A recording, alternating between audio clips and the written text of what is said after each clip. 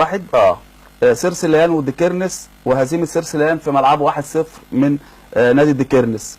يوم السبت 2 يناير شربين وصيد المحله. ويوم الاحد 3 يناير سمنود وكهرباء طلخه وبلديه المحله واتحاد السنبلاوين والمنصوره باي. طيب خلينا نروح مباشرة إلى ديكيرنس وسمنود، المباراة اللي اتلعبت يوم السبت الماضي.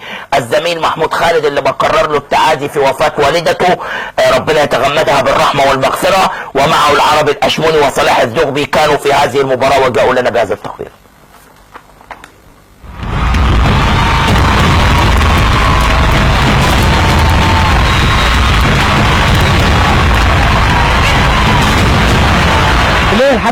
الحملاوي موقف 1 ضد 1 ويلعب العرضيه وجوه الجون، وهدف ولا احلى ولا اروع من كده، وهاتها من الشبكه يا عمرو عيد، وخطيره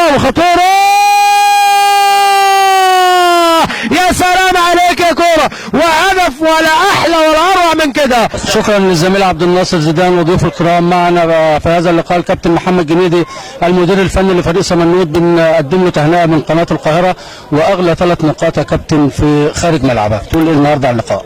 والله اقول الحمد لله رب العالمين، اللهم لك الف حمد والف شكر. 3 بونت بالنسبه لنا كانوا عنق زجاجه، الحمد لله رب العالمين. اعتقد ان 3 بونت دول ان شاء الله رب العالمين يدوا دفع للعيبه خلال الفتره اللي جايه، ان هم حتى يبقى في حته الثقه باذن الله تعالى، يأدوا بثقه اعلى، روحهم تبقى اعلى ان شاء الله باذن الله تعالى. باذنك يا رب اتمنى من الله سبحانه وتعالى ان 3 بونت دول يبقوا بدايه جديده لفريق سمنود بمشيئه الرحمن. والله اولا انا ببارك للناس اللي هي كان نفسها ان الفرقه تقع، وهم طبعا معروفين من الناس دولت، ناس من مجلس الاداره كان نفسهم الفرقه تقع، وهو النتيجه دي متوقعه من الاحداث اللي هم افتعلوها معانا ابتداء من بعد ماتش شربين، وربنا وفقنا في ماتش البلديه ووفقنا في المنصوره، واحنا كنا الافضل، ودي مش فرقتنا اللي بتلعب النهارده يعني حاجه وحشه بجد، يعني مش في الكوره خالص. اول حاجه بعد الفوز للكابتن عبد الله الصاوي والجهاز المعاون اللي حلفهمش الحظ الفتره اللي فاتت، والكابتن جنيدي جه واشتغل واجتهد، والحمد لله ربنا كرمنا وكلل مجهودنا، وكنا جايين مركزين في الماتش جدا. الحمد لله مش الماتش مش 3 بونت، ب6 بونت عشان نوقف ديكيرنس واحنا نقرب شويه. طبعا النتيجه دي بتاع ربنا، بس احنا عملنا اللي علينا الحمد لله. وفريق ديكيرنس فريق قوي جدا وبينافسونا من تحت، والحمد لله احنا خدنا 3 بونت غاليين جدا ان هم وقفوهم. الحمد لله على كل شيء طبعا، ويعني انا مش عارف اصلا احنا ايه اللي احنا فيه دوت ولا احنا الحمد لله. يعني ماتش زي النهارده كان خلانا ثالث، مش عارف والله يعني هو تقسيم اللعيبه ولا تقسيم الناس اللي معانا ولا ايه، انا مش عارف والله.